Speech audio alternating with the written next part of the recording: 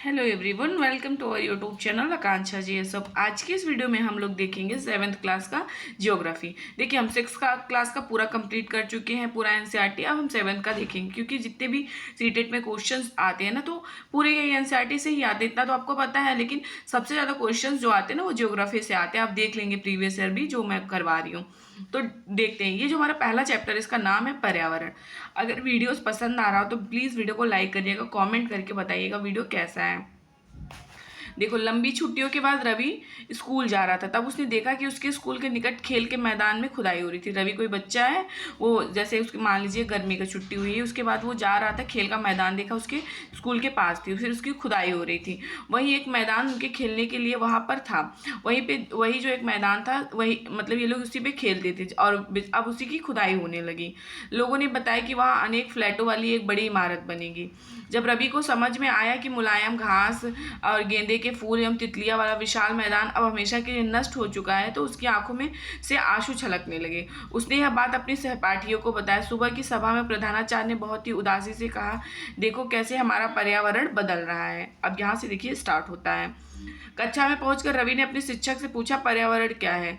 जो कुछ भी आप अपने आसपास देखते हो, शिक्षक ने बताया कि जो कुछ भी आप अपने आसपास देखते हो वही है पर्यावरण। रवि कहने लगा, इसका अर्थ है स्कूल, भवन, मेज, कक्षा में रखी कुर्सी, यहाँ तक कि खुला मैदान, सड़क, कूड़ा करकट, मेरे दोस्त, ये सभी हमारे पर्यावरण के अंग हैं। रवि ने ये पूछा तो शिक्षक ने कहा, हाँ, लेकिन जरा रुको, कुछ वस्तुओं का निर्माण प्रकृति ने किया है, जैसे पर्वत, नदियां, पेड़ और हो गए प्राणी, जबकि अन्य का निर्माण मानव ने किया, जैसे सड़क, कार, कपड़े, किताब। तो इस तरह से जो है पर्यावरण के दो हो गए टाइप्स, एक प्रकृति का, एक मानव निर्मित। अब दो छात्र मिलकर कार्य कीजिए। देखो, सर ने बोला कि अब दो छात्र मिलकर काम करिए। अपने निकट बैठे सहपाठी के साथ मिलकर प्रकृति और मानव द्वारा वस्तुओं की सूची बनाइए। देखो, पर्यावरण हमारे जीवन का मूल आधार है। यह हमें सांस लेने के लिए हवा, पानी, जल, खाने के लिए भोजन, रहने के लिए भूमि प्रदान करता है।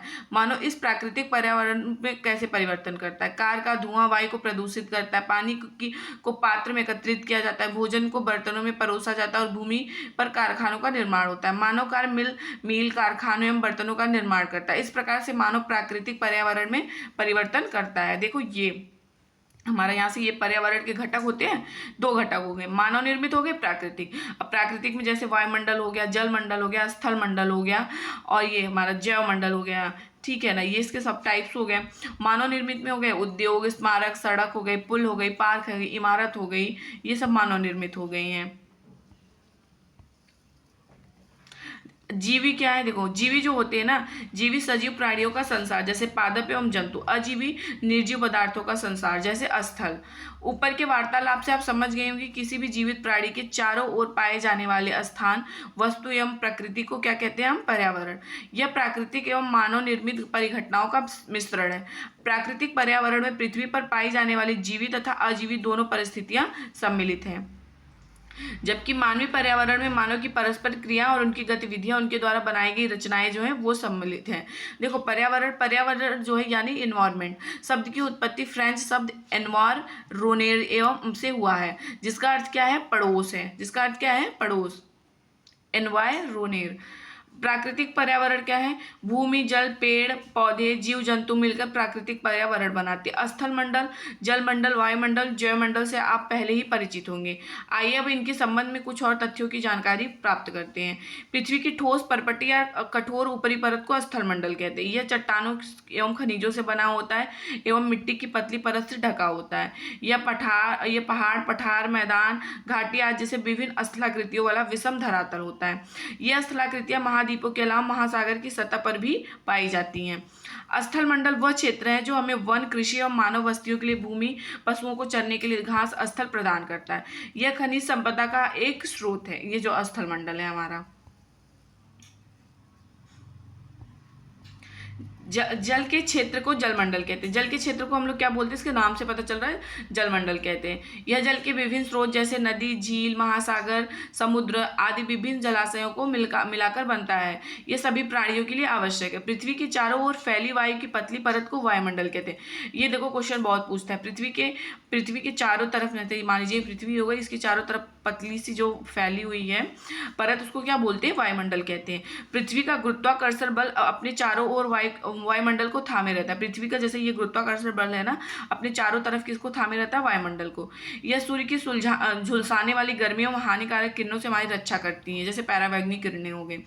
इसमें कई प्रकार की गैस, धूल, कण एवं जलवाष्प उपस्थित रहते हैं।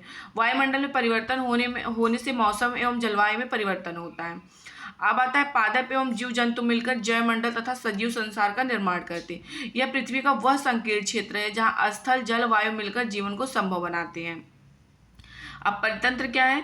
रवि की कक्षा का एक एनसीसी कैंप जैसी ने आश्चर्य से कहा कि कितनी मूसलाधार बारिश हो रही, इससे मुझे अपना केरल याद आ गया। तुम सबको आकर देखना चाहिए कि कैसे हरे भरे खेत, नारियल के बागानों में लगातार बारिश होती रहती है। कोई बच्चा है जैसी, वो बताया वो केरल से था। तभी जैसलमेर के रहने वाले हीरा ने आश्चर्य से कहा, हमारे यहाँ वर्षा होती ही नहीं है। जैसे जैसलमेर में हो गया हमारे राजस्थान में, मरुस्थल तो बहुत ही कम बारिश होती है। हमें तो दूर दूर तक केवल कीकर एवं रेत ही नजर आती है, लेकिन वहाँ ऊंट भी तो हैं। रवि ने ये कहा। जब बच्चा बताया कि बस मतलब कीकर और रेत है, तो रवि ने बोला वहां तो ऊंट भी है ना। हीरा ने कहा, ऊंट तो मिलेंगे ही। जब तुम हमारे रेगिस्तान आओ तो तुम्हें सांप, छिपकली एवं अनेक कीट भी देखने को मिले। रवि हैरत में पड़ गया। विभिन्न स्थानों पर पाए जाने वाले जीव जंतु, वनस्पति, लोगों के रहन सहन के तरीके इतने भिन्न क्यों हैं? क्या सभी एक दूसरे का साथ संबंध है? जैसे अब हर जगह सबका अलग अलग है ना। बिल्कुल, बहुत संबंध है। शिक्षक ने बोला सब चीजों का संबंध है। सभी पेड़ पौधे, जीव जंतु मतलब मानव अपने आसपास के पर्यावरण पर आश्रित होते हैं। प्रायः वे एक दूसरे पर भी आश्रित होते हैं। जीवधारियों का आपसी एवं अपने आसपास के पर्यावरण का बीच संबंधी परितंत्र का निर्माण करता है। अधिक वर्षा वाले घास स्थल, रेगिस्तान, पर्वत, झील, नदी, महासागर एवं छोटे से ताल का भी एक परितंत्र हो सकता है। क्या आपको लगता है जिस पार्क में रवि और उसके मित्र खेलते थे वह एक परितंत्र बनाता था? बिल्कुल, वो भी बनाता था। ये याद रखिएगा, क्वेश्चंस बहुत बार रिपीट हुए हैं। प्रत्येक वर्ष आपको इतना तो याद होगा, 5 जून को विश्व पर्यावरण दिवस मनाया जाता है। वस्तु विनिमय पद्धति क्या है? यह वस्तुओं की अदला बदली का व्यापार है जिसमें धन का उपयोग नहीं होता है। मानवीय पर्यावरण देखते हैं। मानव अपने पर्यावरण के साथ पारस्परिक क्रिया करता है और उसमें अपनी आवश्यकता के अनुसार परिवर्तन करता है। प्रारंभिक में जो मानव थे ना, स्वयं को प्रकृति के अनुरूप बना लिया था। जब स्टार्ट हो रहा था वैसे हड़प्पा सभ्यता, इन्होंने क्या किया था? मानव ने जैसे प्रकृति ढलती गई उन्होंने बना लिया। जैसे ठंडी के मौसम में हमें ठंडा कपड़ा, वैसा कपड़ा पहनना जो गर्म दिया, और गर्मी के मौसम में ऐसा पतला कपड़ा पहनना कॉटन के एकदम, ताकि हमें थोड़ा सा ठंडा लगे। उनका जीवन सरल था, आसपास की प्रकृति से उनकी आवश्यकताएं पूरी हो जाती थी। समय के साथ मतलब कई प्रकार की आवश्यकताएं बढ़ी। जैसे कि अभी देखो एसी के जो गैस वगैरह है ना जो निकलते हैं, वो बहुत ज़्यादा इन्वायरमेंट को खराब कर रहे हैं। मानव ने पर्यावरण के उपयोग और उसमें परिवर्तन करने के कई तरीके सीख लिए। उसने फसल उगाना, पशुपालन, स्थायी जीवन जीना सीख लिया। पहिए का आविष्कार हुआ, आवश्यकता से अधिक धन उपजाया, वस्तु विनिमय पद्धति का विकास हुआ, व्यापार आरंभ हुआ एवं वाणिज्य का विकास हुआ। औद्योगिक क्रांति से बड़े पैमाने पर उत्पादन प्रारंभ हो गया।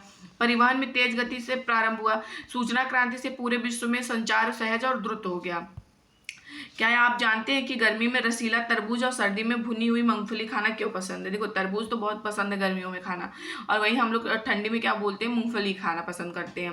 प्रकृति और मानवीय पर्यावरण के बीच सही संतुलन होना आवश्यक है। मानव को पर्यावरण के साथ समरसता से रहने के एवं उसका उपयोग सीखना चाहिए। जैसे पर्यावरण ढालता है वैसे ढलना चाहिए, और पर्यावरण को देखो नष्ट ही नहीं करना चाहिए। रवि की कक्षा में मिजोरम की लड़की है नूरी, उसका नाम है, वो अक्सर अपने स्थान की हरियाली की बात करती है। खेल का मैदान नष्ट होने के कारण रवि की उदासी देखकर नूरी ने उसे अपनी आने वाली छुट्टियों में अपने घर मिजोरम आने को कहा। रवि के शिक्षक ने सभी बच्चों से कहा कि छुट्टियों में जिन स्थानों पर जाएंगे वहां के भूदृश्य, घरों और लोगों की क्रियाकलापों का चित्र बना के लाएंगे। तो हमारा ये चैप्टर समाप्त होता है। देखिए, जैसे भी 7th का भी हमारा पूरा कंप्लीट हुआ ना, ये पहला हुआ, उसके बाद पूरा हो जाएगा, फिर 8th का, उसके बाद हम चैप्टर वाइज पूरे क्वेश्चन को कंप्लीट करेंगे और प्रीवियस ईयर भी क्वेश्चन देखेंगे। जो भी चैप्टर वाइज क्वेश्चन है वही प्रीवियस ईयर देखेंगे। उसके बाद जो जितने भी ऑनलाइन पेपर हुए, ऑनलाइन 2011 से लेके पूरे हम 23 तक कंप्लीट करेंगे। अभी 24 वाला जो जनवरी में हुआ था उसको भी हम कंप्लीट करेंगे। अगर आपको एसएसटी का नोट्स चाहिए तो वो उसकी प्राइस जो है 21 रुपीज़ है, और मतलब कि आपको बहुत अच्छा नोट्स है, आपके रिवीजन के लिए बहुत ही ज़्यादा है, तो आप उसको पढ़ लीजिए। साथ में इसके पेडागॉजी भी है एसएसटी की, तो सिर्फ 21। अगर आपको ये नोट्स चाहिए तो कॉमेंट बॉक्स में जो नंबर दिया हुआ है आप उस पर मुझे व्हाट्सएप पे मैसेज करिएगा, फिर मैं आपको बताऊँगी नोट्स लेना कैसे है। तो वीडियोज़ पसंद आए तो लाइक करिएगा, कॉमेंट कमेंट और वीडियो को शेयर करिएगा अपने दोस्तों के साथ, इतना तो आप कर सकते हैं, और चैनल को सब्सक्राइब करिएगा। Thank you.